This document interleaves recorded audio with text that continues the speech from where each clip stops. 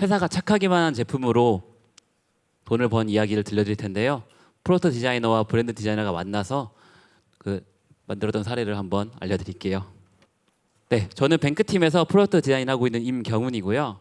네, 저는 뱅크팀에서 브랜드 디자이너 역할을 하고 있는 나현주라고 합니다. 네, 만나서 반갑습니다. 반갑습니다. 네, 본격적으로 시작하기 전에 제가 있는 체크카드 스쿼드가 어떻게 돈을 버는지 설명을 한번 드리는 게 좋을 것 같아요. 네, 저희는 결제가 일어날 때마다 수수료를 벌어요. 그러니까 팀 목표는 더 많은 결제를 유도해야 하는 거죠. 그래서 그 목표를 위해서 저희가 가장 먼저 했던 전략은 토스팀이 늘 그렇듯 심플리시티였어요. 결제하면 현금이 통장에 꽂히는 최초의 체크카드였죠. 캐시백을 줄게, 그러니까 결제해줘. 이 전략은 정말 성공적이었어요. 잠깐이지만 업계에서 가장 사용 비율이 높은 체크카드가 됐었거든요. 네, 근데 이후 3년이 지났어요. 그동안 어떤 일이 있었을까요? 초반 전략을 유지하는 게 가장 좋았을 텐데 오픈 당시에 캐시백으로 지급되는 비용이 너무 높아서 최적화가 필요했어요. 아쉽게도 지급되는 비용을 줄일 수밖에 없던 거죠.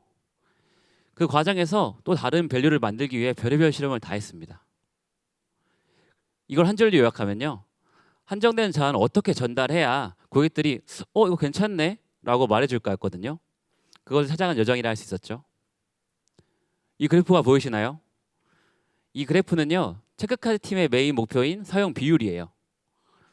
파도가 막 치고 있는데 가끔 올라가기도 하고 내려가기도 하고 하지만 이 그래프를 제가 보여드리고 싶은 거는요. 이 꺾은 선 자체가 아니고 눈금 간격을 보여드리고 싶어서예요. 눈금 한 칸의 사이는 사실 1%예요. 저희가 여러 실험들이 0.01%의 수준으로 상승, 하락했다는 거죠. 작은 성공이 쌓여서 큰 파도를 만들 수도 있겠지만 저는 처음부터 더 큰 파도를 만들고 싶었어요. 그래서 아예 다른 접근을 해야 하는 타이밍이다라고 생각했어요. 그러면 사용자가 가치를 느끼는데 가장 확실한 방법은 뭘까요? 여기서 구체적으로 이 가치를 100원이라고 한번 가정해 볼게요. 가장 확실하고 쉬운 방법은 말 그대로 가치를 높이는 거예요. 100원에서 1000원으로 높이는 것처럼요. 근데 이 선택이 가능했으면 처음부터 줄이지 않았겠죠. 사용자 한 명당 줄 수 있는 이 100원을 바꿀 수 없다면 이 남은 100원의 가치를 어떻게 새롭게 만들 수 있을까라는 걸 고민하기 시작했고요. 이때 생각해낸 팀의 아이디어는 일단 이 100원 한번 모아볼까? 였어요. 작은 돈이 모이면 또 다른 가치를 만들 수 있지 않을까라는 생각이었거든요. 근데 그러면 이 모은 돈을 어떻게 쓸지에 대한 구체적인 아이디어 구상이 필요했는데요. 첫 접근은 이거 모은 김에 한 명에게 몰아줄까? 였어요. 랜덤으로 한 명을 뽑아서 막 모은 금액을 준 로또 같은 방식이었는데 네, 도파민을 자극하고 좀 괜찮겠다 싶긴 했었는데요.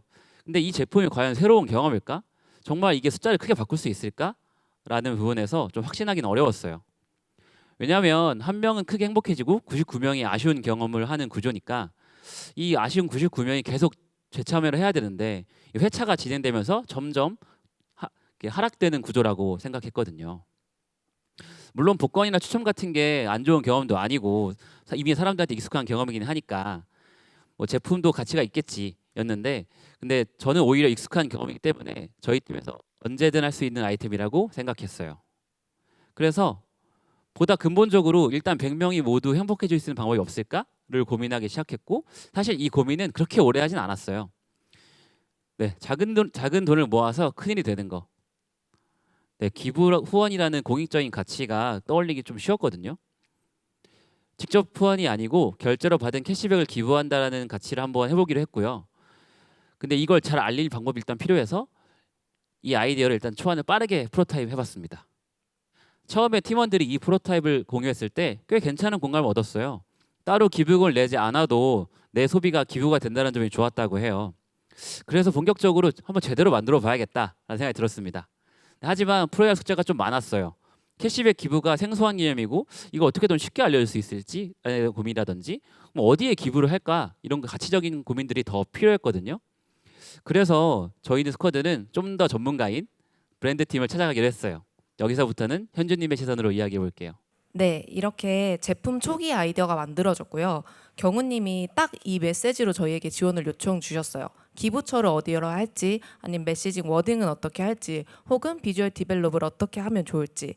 그래서 처음엔 그저 간단하게 이제 기능을 쉽게 풀어주는 일이라고만 생각을 했습니다.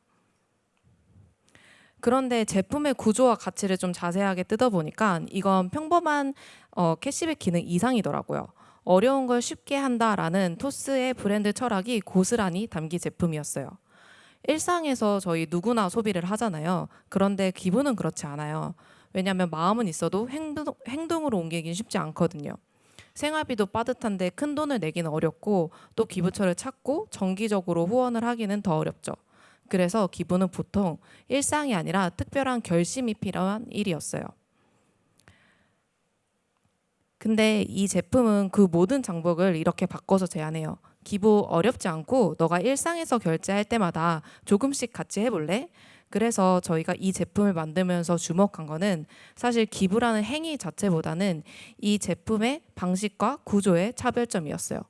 내가 직접 꺼낸 돈이 아니라 내가 결제를 해서 발생하는 캐시백이라는 혜택이 기부로 이어지는 구조였으니까요. 부담은 좀 줄이고 그 대신 기부라는 의미는 그대로 남기는 방식. 그래서 저희는 이걸 단순한 카드 기능이 아니라 브랜드 철학을 말이 아닌 행동이랑 경험으로 보여주는 제품이라고 판단했습니다. 기부 캐시백의 방향을 기반으로 이걸 어떤 구조로 소비자한테 전달해서 구현할 수 있을까를 고민했는데요. 우선 그 전에 기존 기부 방식들을 살펴봤어요. 대부분은 첫 번째로 감정 호소를 하거나 아니면 이제 기부금 사용의 투명성을 핵심 구조로 삼고 있었습니다. 하지만 저희는 감정 중심의 접근 방식은 지향하고 싶었어요. 왜냐하면 앞서 말씀드린 저희 제품 구조가 기부는 일상 속에서 결제를 하듯 자연스럽게 일어나는 구조였기 때문이에요.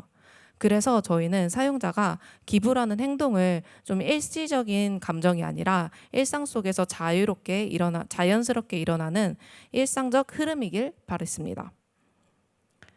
또 하나 중요한 건 기부금이 실제로 쓰인 방식을 보여주는 것이었어요.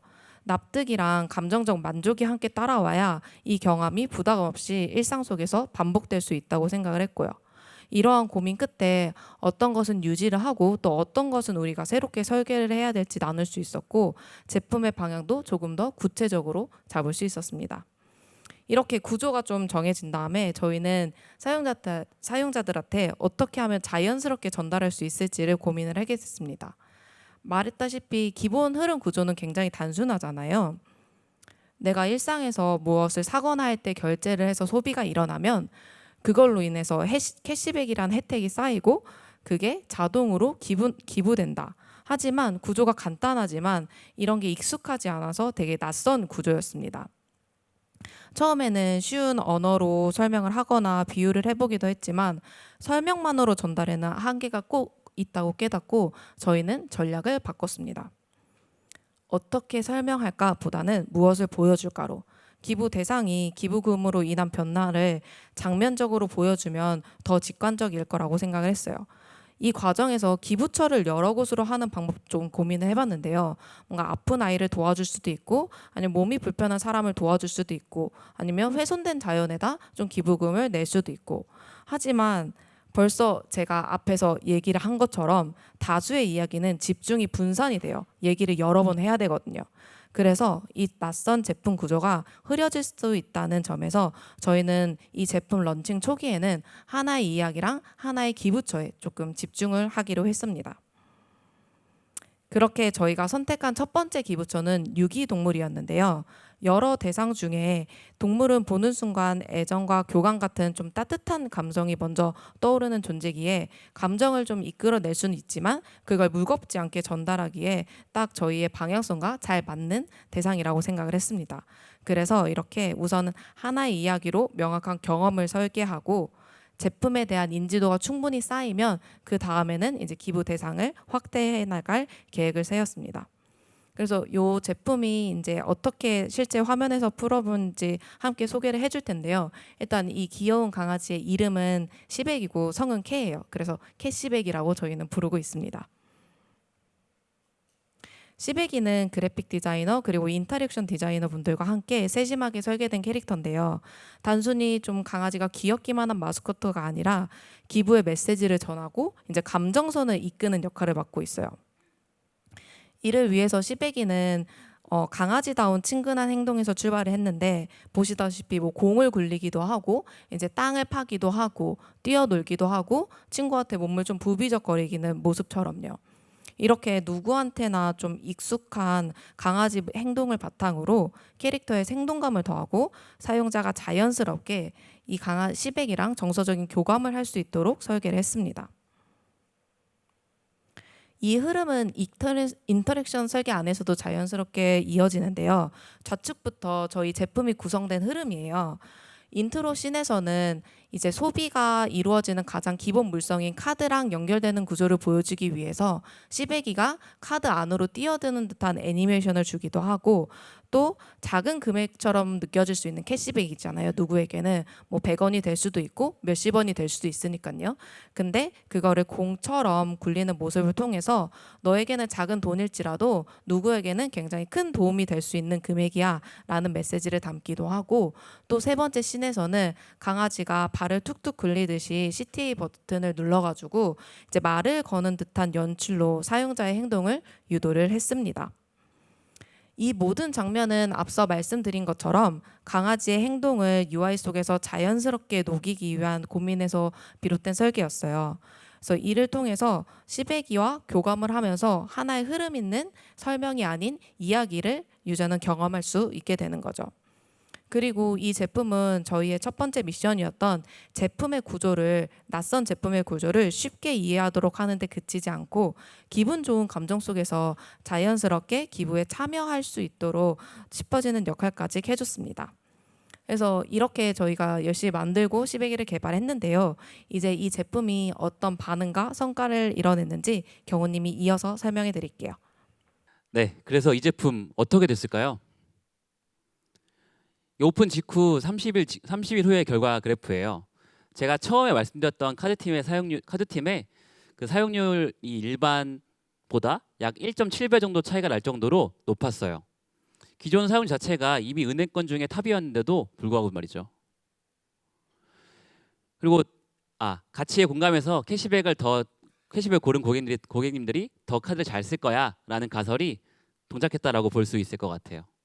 좀 더 디테일한 결과가 궁금하신 분도 계실 것 같아서 가볍게 주요 데이터를 언급해 보면요. 그 기부 캐시백은 10대, 20대 여자분들에게 반응이 가장 좋았고 좀 재밌던 건 기부 캐시백의 선택자의 약 26%는 3개월 이상 이탈했다가 돌아온 부활 유저들이었어요.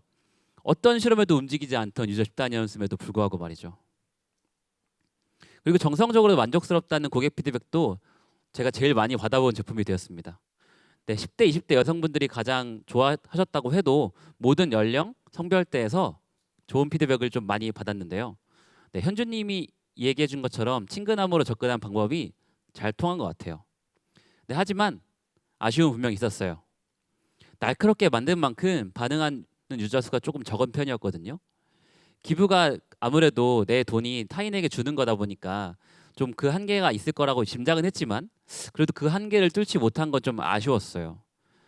그러면 이제 저희는 뭘 더 할 수 있을까요? 가치에 반응한 유저들이 카드를 더 잘 쓸 것이다 라는 가설이 통했는데 뭘 할까라는 고민을 했습니다. 네, 가치에 반응한 유저를 찾았으니까 어디까지 갈 수 있을까? 얼마나 더 많은 유저가 더 있을까? 더 찾아가 봐야겠다라는 결정을 하게 됐습니다. 더 많은 고객을 찾아가기 위해서 했던 행동은 크게 두 가지가 있었는데요. 이제 기부 캐시백이라는 생소한 개념이 좀 더 맥락을 만들어 보자는 거였어요.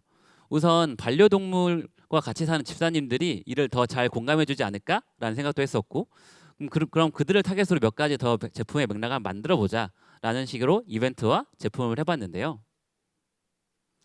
네, 첫 번째는 기부를 하면은 뭔가 물성 있는 따뜻한 느낌을 한번 오프라인으로 좀 경험을 확장해 보자라는 식으로 목도리 떠주기 이벤트 같은 거 뗐어요. 네, 앱에서 유기동물들에게 기부하는 분들이 이제 반려동물용 키트를 받아가는 그런 구조였거든요. 네, 이 이벤트는 3.7만 명이 참여해서 1.1억의 추가 기부를 만들었는데요. 그리고 두 번째로는 반려동물 자랑하기를 제품 안에 한번 녹여봤습니다. 네, 쇼츠나 릴스처럼 유저분들이 올린 사진과 영상을 구경하면서 뭐 기부도 되고 혹은 저희가 만들었던 기부 캐시백 광고를 되게 자연스럽게 한번 넣어봤어요. 이 이벤트는요 78만 명을 모았습니다. 그러면 결국에는 기부 캐시백을 얼마나 더 늘었을까요? 아쉽게도 기대했던 것만큼 늘지는 않았어요. 약 2배 혹은 조금 3배 조금 안 되게 늘긴 했어요. 근데 사실 한 여기서 10배 뛴 결과가 나와야 좀 이 발표가 좀 더 멋있는데, 근데 그럼에도 불구하고 저는 이 결과가 아쉬운 숫자로만 보지는 않습니다. 아직 더 성장의 레버가 있을 거라고 생각하고요. 실제로 기부처를 확장하거나 혹은 다른 맥락을 만들어 보는 경험들이 아직 남아 있을 거라고 여기고 있거든요. 네, 저는 이 제품이 결국엔 가능성을 봤다고 생각해요. 돈을 뛰어넘는 가치에 공감한 유저들이 깊게 반응해 줬으니까요. 그래서 이 경험이 쌓이면 결국 은행이 기능을 넘어서 가치로서 더 쓰는 이유가 될 거라고 생각하기 때문이에요. 네, 이처럼 기부 캐시백은 제품과 브랜드가 같은 방향을 바라보면서 시너지를 얻은 사례였는데요. 브랜드는 말보다 경험으로 기억된다라고 믿어요. 캠페인을 통해서 메시지를 전달할 수는 있는데 그 메시지가 실제로 경험을 해주는 건 결국 브랜드 경험이니까요. 그래서 이런 경험들이 작지만 하나하나 쌓였을 때 브랜드 정체성을 만들고 그게 다른 브랜드로 이탈하지 않게 되는 우리 브랜드의 든든한 자산이 된다고 생각합니다. 그래서 플랫폼 기반의 브랜드 디자이너는 단순히 이제 겉모습을 예쁘게 만들어서 포장하는 게 그치지 않고 제품을 브랜드 관점에서 바라보고 그리고 혹은 또 역으로 제품의 방향성까지 제안하는 역할까지 확장되어야 한다고 생각을 합니다. 마지막으로 좋은 제품을 통해서 브랜드가 만들어질 수 있고 또다시 좋은 브랜드가 있기에 더 나은 제품을 만들 수 있는 토대가 된다. 이렇게 좋은 선순환을 설계하는 일이 앞으로 저희가 해나가야 할 일이라고 생각을 합니다. 오늘 경훈님과 함께 공유드린 기부 캐시백 사례가 그 한 조각이 될 수 있었길 바라면서 발표 마무리하겠습니다. 감사합니다.